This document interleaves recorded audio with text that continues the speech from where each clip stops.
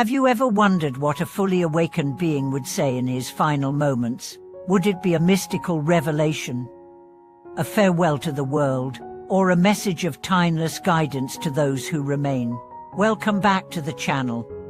In today's video, we return to one of the most profound and sacred moments in human spiritual history, the passing of Siddhartha Gautama, the Buddha, and the words he left behind. The final teachings of the Buddha, given under the twin sal trees in the small village of Kuesinakara, are known not only for their simplicity, but also for their depth. These are not the dramatic farewells of a dying monarch or the cryptic riddles of a distant sage. They are clear, practical, and revolutionary. In just 4 short phrases, the Buddha condensed decades of wisdom, compassion, and insight into a timeless roadmap for all beings. Let us now walk with the Buddha in his last hours, not as mourners, but as awakened listeners, ready to receive the gift of truth. It was the final journey of the Buddha's earthly life. At 80 years old, he had walked the length and breadth of ancient India, spreading teachings to kings and beggars, monks and merchants, children and scholars. His body was weary. His work was complete. And yet, even in pain, he continued to teach, to bless, to guide. On the last day, after partaking in a meal offered by a devotee named Sianda, the Buddha became seriously ill. He knew his time had come. Still, he did not retreat into seclusion. He walked with his disciples, spoke with villagers, offered comfort to the sick, and finally, when the sun began to dip low, he lay down beneath the twin sal trees, his head to the north, his body on its right side, in the lion's posture. The grove grew silent. Flowers fell unseasonably from the trees. Celestial beings gathered unseen.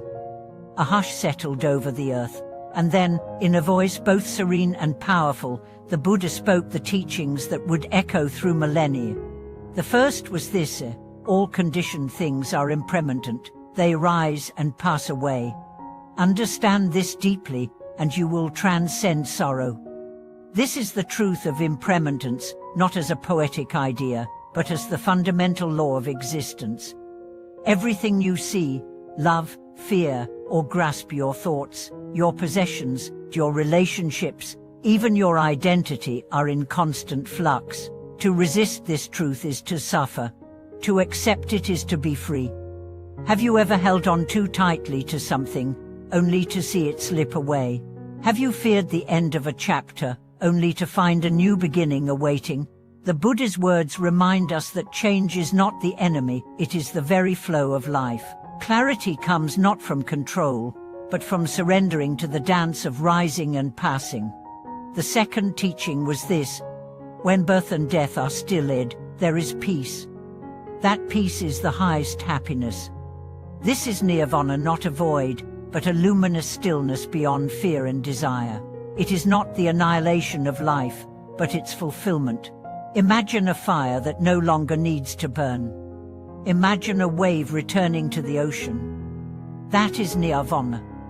It is not escape, it is return. Most of us chase happiness in pleasure, achievement, or distraction. But these forms of happiness are fragile. They depend on conditions.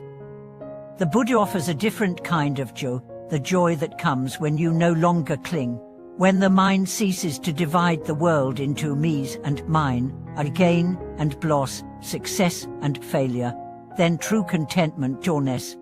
The third teaching came as a response to a disciple's concern. Master, when you are gone, who will guide us? And the Buddha said, be a lamp unto yourselves. Be a refuge to yourselves. Take the Dharma as your lamp. This is the teaching of self-reliance, not in arrogance, but in trust. You have the capacity to see clearly. You do not need to follow blindly. You do not need to wait for permission. The truth is not owned by temples, robes, or texts. It is within your own awareness. This teaching strikes at the heart of spiritual maturity. It says, do not seek the Buddha in relics or rituals. Seek him in your honesty, in your awareness, in your compassion. That is where he lives. And the final teaching, perhaps the most practical of all compounded things are subject to decay. Strive on with diligence. This is not a dramatic ending. It is a simple instruction, a call to action. The Buddha knew that wisdom without effort is wasted, that insight without practice fades. He did not ask for tears. He asked for perseverance.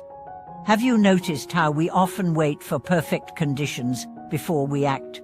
We wait until we feel ready, until life slows down, until we are less anxious. But the Buddha's last words say, don't wait, start now. Whatever you can do, do it. The path is walked one step at a time, in small acts of kindness, patience, mindfulness. These 4 teachings are not ancient slogans. They are invitations to live. They say, let go, find peace, trust yourself, keep going. And perhaps what is most astonishing is this. The Buddha's last words are not about himself. He does not ask for praise or worship. He does not speak of legacy or power. He speaks only of truth and practice, because he knows that the true tribute to a teacher is not adoration, but embodiment. Imagine for a moment that you are one of the disciples sitting beneath the sal trees. The air is cool. The forest is quiet. Your teacher is slipping away, but instead of despair, you feel a strange calm, a clarity that comes not from his presence, but from his teaching. He has given you everything. Now it is your turn to walk. And walk they did. After the Buddha's passing, his disciples did not dissolve in grief. They organized the teachings, they shared them, they preserved them. And today, thousands of years later, those words still shine. So what do these final teachings mean for you? If you are facing loss, remember that everything changes, but loss is not the end. It is a passage. If you are overwhelmed, seek the silence within the place that does not move. If you feel alone, remember the light inside you. Be your own lamp, and if you are discouraged, simply take one more step. Diligence, not perfection, is the key. Thank you for watching this video. If these final teachings of the Buddha moved you, inspired you, or offered a moment of clarity, please support the channel by subscribing, liking, and sharing your reflections in the comments. What truth do you carry in your heart? What practice sustains you in dark times? We are here walking together, across centuries, across silence,